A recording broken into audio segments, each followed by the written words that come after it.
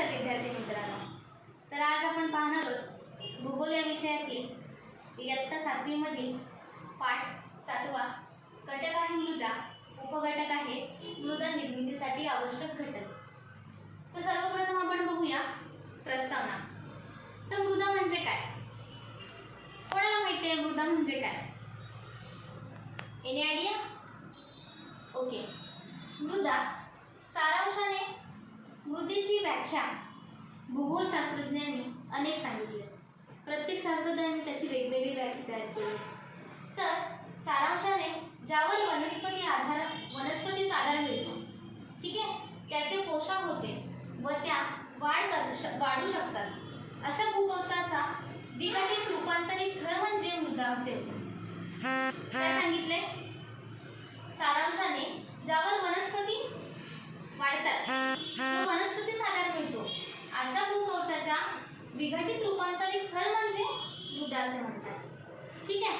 तर आपण पाहूया तुम्हाला मृदेविषयी काय माहिती आहे तो थोडं जाणून घेऊया. मी तुम्हाला प्रश्न विचारते, त्या प्रश्नांची उत्तरं मी तुमच्याकडनं अपेक्षित करते. तर प्रश्न पहिला असा आहे की मृदेत आढळणारे किंवा मृदेमध्ये असणारे विविध घटक कोणते? तर मृदेमध्ये कोणते कोणते घटक आढळतात कोणाला माहिती आहे का? कोण सांगू शकेल मृदेमध्ये कुठले कुठले घटक आढळतात? थोडा विचार करा की मृदेमध्ये कुठले घटक आढळतात. कुठले घटक तुम्हाला माहिती आहेत? बघा मी सांग. सूक्ष्मजीव असतात, जीवाणू असतात, अधिजीव असतात, कवळ असते, शेवाळ असतं, कृमी असतात, मुंग्यासारखे कीटक असतात, गोम, गांडूळ असे जैविक घटक मृदेमध्ये आढळतात. समजले सगळ्यांना? परत एकदा सांगते, लक्षपूर्वक ऐका. मृदेमध्ये कुठले घटक असतात? मृदेमध्ये सूक्ष्मजीव, जीवाणू, आदिजीव, कवळ, शेवाळ, कृमी, मुंग्यासारखे कीटक व गोम, गांडूळ असे जैविक घटक असतात. तर नंतर दुसरा प्रश्न आहे, मृदा निर्मितीसाठी अजैविक घटक कुठून येतात? तर कोणाला माहिती आहे अजैविक घटक? अजैविक घटक मृदा निर्मितीसाठी कुठून येतात? तर बघा, मातीचे जे कण असतात किंवा खडक, दगड, वाळू यांसारख्या घटकापासून अजैविक घटक बनतात आणि ते निसर्गातच उपलब्ध असतात. तर ते घटक जे अजैविक घटक असतात ते निसर्ग निर्मित असतात व ते निसर्गातच आढळतात. ठीक आहे. तिसरा, मृदेमधील विविधता कशामुळे निर्माण होते? मृदेमधली जी विविधता आहे ती कशामुळे निर्माण होते? तर मृदेमधली विविधता ही काळी मृदा व तांबडी मृदा, काळी मृदा व तांबडी रंगाची मृदा अशा विविध रंगाच्या गुणधर्मातून व त्यांच्या आकारमानातून मृदेमधील विविधता निर्माण होते. तर आपल्याला समजले की मृदेमध्ये विविध घटक आढळतात, अजैविक घटक कोणते आहेत मृदेमधले आणि मृदेमध्ये विविधता कशामुळे निर्माण होते. तर चला तर मग पुढे वळूया. मृदा निर्मितीसाठी मूळ खडक, प्रादेशिक हवामान, जैविक घटक, जमिनीचा उतार व कालावधी हे घटक विचारात घेतले जातात. आता मृदा निर्मिती म्हणजे मृदेची निर्मिती होण्यासाठी कोणते घटक आवश्यक असतात? तर मृदेच्या निर्मितीसाठी सर्वप्रथम लागतं मूळ खडक. त्यानंतर काय लागतं? बघा, मूळ खडकानंतर लागते ते प्रादेशिक हवामान, त्या प्रदेशाचे हवामान.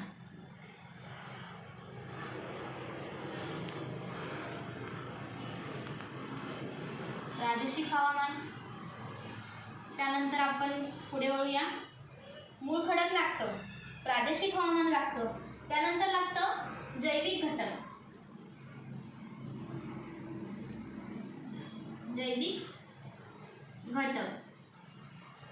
जैविक घटक त्यानंतर जमिनीचा उतार.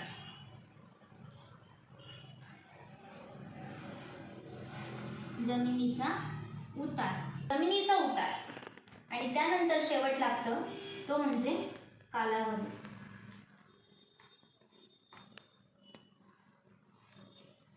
आता बघा, इथे सर्कल करते तेव्हा तुम्हाला थोडी आयडिया येईल. मृदा निर्मितीसाठी लागणारे घटक कोणते? तर सर्वप्रथम मृदा निर्मितीसाठी आवश्यक घटक असतो मूळ खडक, नंतर त्याचं प्रादेशिक हवामान, मूळ खडकातील त्या खडकामधील जे प्रादेशिक हवामान आहे त्या ठिकाणचं हवामान, त्यानंतर येतं जैविक घटक. जैविक घटक त्या मृदेमध्ये आवश्यक असतात. नंतर जमिनीचा उतार. ह्या सगळ्या गोष्टीमुळे जमिनीचा उतार, त्या उतारामुळे ती मृदा खाली घसरते आणि त्यासाठी लागणारा कालावधी, या सर्व प्रक्रियेनंतर तयार होते ती मृदा. समजलं सगळ्यांना? आता अजून ह्याची थोडक्यात माहिती आपण मृदा निर्मितीसाठी आवश्यक घटक कोणते ते बघूया. तर सर्वप्रथम आपण बघणार आहोत मूळ खडक. मूळ खडक म्हणजे काय?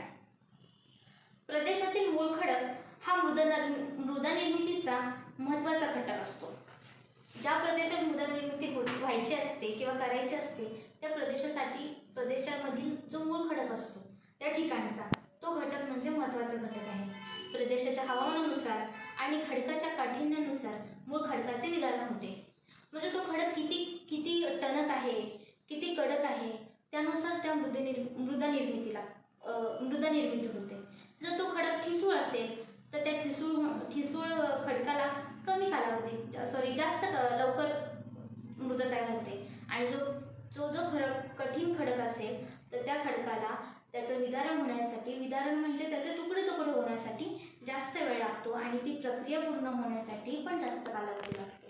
त्यामुळे खडकावर परिणाम कशामुळे होतो? तर खडकावर परिणाम हवामानामुळे होतो. त्या परिस्थितीला त्या प्रदेशाच्या हवामानानुसार त्या खडकावर परिणाम होतो. ठीक आहे. तर महाराष्ट्रातील दख्खनच्या पठारावर जर असलेला बेसॉल्ट या मूळ खडकाचे वितरण होऊन दख्खनचा जो पठार आहे त्या पठारावरचे बेसॉल्ट हे खडक आहे त्या खडकामध्ये खडकाचे वितरण होऊन त्याचे तुकडे होऊन कोणती मृदा तयार झाली? तर काळी मृदा तयार झाली. आणि त्या काळी मृदेला आपण काय म्हणतो? रेगूर मृदा सुद्धा म्हणतो. काय म्हणतो? रेगूर मृदा. दक्षिण भागामध्ये जर तुम्ही गेलात तर दक्षिण भागामध्ये ग्रेनाइट ही खडक आढळते व त्या नीस या मूळ खडकापासून तांबडी मृदा होते. ग्रेनाइट व नीस या खडकापासून कुठल्या प्रकारची मृदा होते? तर काळी मृदा तयार होते. आलं लक्षात? दख्खनच्या पठारावर जो बेसॉल्ट खडक आहे, बघा काळजीपूर्वक ऐका. आपण पहिले मृदा निर्मितीसाठी लागणारे घटक बघतोय की कुठल्या घटकापासून मृदा निर्मिती तयार होते. तर सर्वप्रथम आपण बघतोय मूळ खडक. ठीक आहे. जो दख्खनच्या पठारावर बेसॉल्ट नावाचा खडक आहे त्याचं विदारण होतं हवामानामुळे. त्या प्रादेशिक हवामानामुळे त्याचं विदारण होतं, त्याचे तुकडे होतात आणि त्या तुकडे झालेल्या नंतर मृदा तयार होते. ती कुठल्या प्रकारची असते? तर ती काळी मृदा असते. आणि काळी मृदेला आपण काय म्हणतो? तर काळी मृदेला आपण रेगूर मृदा असे म्हणतो. त्यानंतर आपण बघतो की दक्षिण भारतामध्ये ग्रेनाइट व नीस हा मूळ खडक आहे. कुठला? ग्रेनाइट व नीस मूळ खडक आहे. त्या मूळ खडकाचे विघटन होऊन त्या खडकापासून कुठली मृदा बनते? तर त्या खडकापासून बनते तांबडी मृदा. ठीक आहे. त्यानंतर आपण दुसरा घटक बघूया मृदा निर्मितीसाठी, ते म्हणजे प्रादेशिक हवामान. आता हवामानावर कसं काय मृदा तयार होते बरं? असं तुम्हाला प्रश्न पडला असेल. ठीक आहे, खडक आहे त्या खडकाचं विघटन होतं आणि त्यामुळे मृदा तयार होते, हे ठीक आहे. पण हवामान कसं काय? तर चला तर मग पाहूया की हवामान कसं काय ह्या प्रक्रियेसाठी उपयुक्त आहे. तर मृदा निर्मितीसाठी आवश्यक असणारा हा एक महत्त्वाचा घटक आहे. मूळ खडकाचे विदारण अपक्ष होणे व मृदा निर्मितीतील पहिला टप्पा असतो. म्हणजे जे मूळ खडकाचं अपक्ष होणं, विदारण होणं हा मृदा निर्मितीचा पहिला टप्पा असतो. कुठला टप्पा असतो? मूळ खडकाचे विदारण होणं हा पहिला टप्पा असतो. त्यानंतरचा जो टप्पा आहे हा मृदा निर्मितीचा पहिला टप्पा असतो व विदारण प्रक्रिया ही प्रदेशाच्या हवामानावर डिपेंड असते. हे जे विदारण होतं म्हणजे मूळ खडक जे तुटतात त्यांचे बारीक कण होतात, ते कशामुळे होतात? तर त्या प्रदेशातील हवामानामुळे, त्या प्रदेशातील वातावरणामुळे ते खडक फुटतात. ठीक आहे. त्या प्रदेशाचे हवामान विदारण प्रक्रियेची तीव्रता ठरवते. म्हणजे जर हवामान कसं आहे त्यामुळे त्याची प्रक्रियेची तीव्रता केवढी आहे ते समजतं. बघा, एकाच मूळ खडकापासून वेगवेगळ्या प्रकारची मृदा सापडते आपल्याला एकाच प्रदेशामध्ये. जर बघा आपण बघूया, सह्याद्रीचं पश्चिम भागामध्ये कसं हवामान असतं? तर दमट हवामान असतं. आणि इकडे जर दख्खनच्या पठारावर बघितलं तर कोरडे हवामान असतं. तर सह्याद्रीच्या पश्चिम भागात हवामान दमट असते. तिथे बेसॉल्ट खडकाचे अपक्षालन होऊन जांभी मृदा तयार होते. बघा, कशामुळे जांभी मृदा तयार होते? तर हवामानामुळे भूखंडाचं विघटन होऊन कुठली मृदा तयार होते, तर दख्खन मृदा तयार होते. आणि दख्खनच्या पठारावर पण बेसॉल्ट खडक आढळतात, तरी देखील तिथले हवामान कसे आहे, कोरडे आहे. त्यामुळे तिथे कुठली निर्माण होणाऱ्या रेगूर मृदेपेक्षा वेगळी असते. म्हणजे जे काळी मृदा आहे त्यापेक्षा थोडीशी वेगळी मृदा आपल्याला इकडे सापडते. त्यानंतरचा प्रकार बघणार आहोत आपण जैविक घटक. आपण बघितलं मूळ खडक व प्रादेशिक हवामान. त्यानंतर बघणार आहोत आपण जैविक घटक. तर जैविक घटक खडकाचे विदारण होऊन, लक्षपूर्वक ऐका, खडकाचे जे विदारण आहे ते विदारण होऊन भुगा तयार होतो. म्हणजे खडक आहे त्याचा भुगा तयार होतो. परंतु हा भुगा म्हणजे मृदा आहे का, तर नाही. परंतु हा भुगा म्हणजे मृदा नव्हे. मृदेमध्ये खडकाच्या भुगाशिवाय जैविक पदार्थ मिसळले जाणे आवश्यक असते. मृदा निर्मितीसाठी जैविक पदार्थ त्या मृदेमध्ये असणे आवश्यक आहे. हे जैविक पदार्थ प्रदेशातील वनस्पती व प्राणी यांच्यावर अवलंबून असतं. विघटनातून मृदेत मिसळतात. ठीक आहे, वनस्पती व प्राणी हे विघटनामुळे त्या मृदेमध्ये मिसळतात. वनस्पतीमुळे पालापाचोळा, प्राण्यांचे मृतावशेष इत्यादी घटक पाण्यामुळे कुजतात. तसेच त्यांचे सूक्ष्म जीवांमार्फत विघटन होते. बघा, जे हे मेलेले जनावर असतात, ठीक आहे, त्याला ते छोटे छोटे कीटक, किड्या मुंग्या वगैरे खातात आणि त्यांच्या विष्ठेमुळे जे असतं ते परत त्यांचे विघटन होतं. उदाहरणार्थ गांडूळ, सहस्त्रपात म्हणजे आपण पैसा किडा म्हणतो त्याला, वाळवी, गोम, मुंग्या इत्यादी अशा विघटित असलेल्या जैविक पदार्थाचा आपण काय म्हणतो, ह्युमस. काय म्हणतो, ह्युमस असे म्हणतो. सूक्ष्म, आता ह्युमस कशाला म्हणतो परत एकदा ऐका. सूक्ष्म जीवांमार्फत वाळवी, गोम, मुंग्या इत्यादी अशा विघटित जैविक पदार्थास आपण ह्युमस म्हणतो. मृदेमध्ये ह्युमसचे प्रमाण अधिक असेल तर मृदा सुपीक बनते. नुसतं खडकाचा भुगा होणे म्हणजे मृदा आहे का, तर नाही. खडकाचा भुगा होणे म्हणजे मृदा नाही. त्या मृदा तयार करण्यासाठी लागणारा आवश्यक घटक म्हणजे जैविक घटक. त्यामध्ये आपण गांडूळ, वाळवी, गोम, मृदा इत्यादी अशा विघटित जैविक पदार्थास आपण ह्युमस म्हणतो. आणि ज्यामध्ये ह्युमसचे प्रमाण अधिक असतं, ज्या मृदेमध्ये ह्युमसचे प्रमाण अधिक असतं त्या मृदेस आपण काय म्हणतो, सुपीक मृदा म्हणतो. म्हणजे त्या मृदेमध्ये पीक जास्त प्रमाणात घेतले जाते. ठीक आहे. अनेक जीवांमार्फत विघटनाची प्रक्रिया होत असते. अनेक जे जीवजंतू आहेत त्यामध्ये विघटनाची प्रक्रिया होत असते. त्यामुळे अलीकडे गांडूळ निर्मिती तुम्हाला माहिती असेल. गांडूळ निर्मिती जो प्रयोग आहे तो खूप सक्सेसफुल झालेला आहे. त्याच्यामध्ये खूप जास्त उत्पन्न मिळतं. तर गांडूळ निर्मिती खत कसं तयार करतात, तर गांडूळ निर्मितीमध्ये बघा, आपल्या घरातला सुका कचरा, ओला कचरा, माती, परत पालापाचोळा जो असतो आपल्या बगीचेतला, गार्डनमधला, ते पानं वगैरे सगळं एकत्र खड्ड्यात टाकले जातात. त्याच्यात गांडूळ सोडले जातात. गांडूळ काय करतात, ते जे राहिलेलं अन्न वगैरे असतं ते खातात. त्यातले 10% ते स्वतः खातात आणि 90% परत त्या मातीत सोडून देतात. मग ती माती एकदम पौष्टिक होते जमिनीसाठी आणि ती मग आपण पिकासाठी किंवा त्यांचं खत म्हणून आपण उपयोग करतो. हे गांडूळ खत, हे जो प्रयोग आहे तो खूप चांगल्या प्रकारे प्रतिसाद देतोय आपल्याला आणि त्यामुळे त्याची निर्मिती पण जास्त प्रमाणात होते ह्या प्रयोगाची. त्यानंतर आपण कंपोस्ट खत प्रक्रिया बघूया. कंपोस्ट खत पण हेच असतं की आपण साठवलेला कचरा, ओला कचरा, सुका कचरा, खरकटे, भाजीची टकरं वगैरे जे असतात, पालापाचोळा, ह्या गोष्टी एका खड्ड्यामध्ये साठवणं आणि त्या साठवलेला तर खत तयार करण्यासाठी लागणारा कालावधी जर आपण पाहिला तर कालावधी पण 3 महिने असतो, 6 महिने असतो किंवा वर्षभर पण असतो. तेव्हा ते खत तयार होतं. ठीक आहे. आणि उदाहरणार्थ ओला कचरा व पाणी, उष्णता इत्यादी गोष्टींमुळे आपल्याला खत निर्माण केलं जातं आणि खत तयार होतं. आता त्यानंतर बघूया आपण मृदा निर्मितीसाठी आवश्यक घटक आपण बघतोय. त्यातला शेवटचा घटक म्हणजे लागणारा कालावधी. आता ही सगळी प्रोसेस आहे, मृदा तयार करण्याची ही सगळी प्रोसेस आहे, ती काय लगेच होते का? 10 दिवसात, 15 दिवसात, महिन्यात होते का? नाही. तर ह्या सगळ्या प्रक्रियेला वर्षानुवर्ष लागतात. किती वर्ष? वर्षानुवर्ष लागतात, तेव्हा मृदा तयार होते. आता तोच आपण बघणार की कालावधी किती लागतो. मृदा निर्मिती ही एक नैसर्गिक प्रक्रिया आहे. या प्रक्रियेमध्ये मूळ खडकाचे विदारण होते. हवामान, जैविक घटक या सर्व बाबींचा समावेश होतो. ही प्रक्रिया मंद गतीने होत असल्यामुळे मृदा निर्मितीचा कालावधी मोठा असतो. ही जी प्रक्रिया आहे ती संत गतीने होते. उच्च दर्जा म्हणजे चांगल्या प्रकारची जर मृदा आपण बघितली, त्याचा 2.5 सेंटीमीटरचा थर, मृदेचा 2.5 सेंटीमीटरचा जर थर तयार करायला हजारो वर्षांचा कालावधी लागतो. तर विचार करा मृदा आपल्यासाठी किती महत्त्वाची आहे आणि किती इम्पॉर्टंट गोष्ट आहे. बघा, जास्त तापमान व जास्त पाऊस असलेल्या प्रदेशात मृदा निर्मितीची प्रक्रिया जलद होते. जिथे जास्त तापमान असतं व जास्त पाऊस असतो तिथे मृदा निर्मितीची प्रक्रिया लवकर होते, कारण की खडकाचे लवकर विघटन होते व ही प्रक्रिया लवकर पूर्ण होते. तसंच त्याचं जर आपण उलटं बघितलं, जिथे पाऊस कमी आहे, उष्णता जास्त आहे, तिथे मृदा निर्मितीची प्रक्रियेस वेळ लागतो किंवा काळ लागतो. आता बघा, निसर्गाकडून मिळालेली मृदा ही एक साधन म्हणून मनुष्य वापरतो. निसर्गाकडून मिळालेली मृदा एक साधन म्हणून मनुष्य वापरतो. त्याचा प्रामुख्याने शेतीसाठी वापर केला जातो. शेतकरी काय करतात, मृदेचा कशासाठी वापर करतात, तर शेतीसाठी वापर करतात.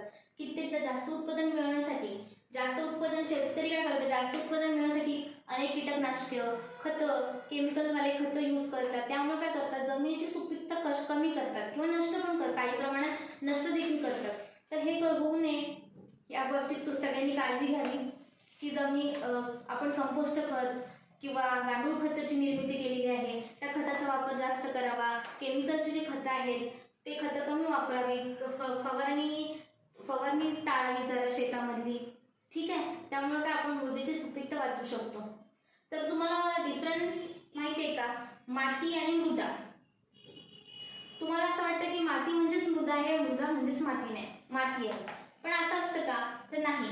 मृदा आणि मातीत या दोन्हीतही खूप फरक आहे. तर पाहूया फरक काय.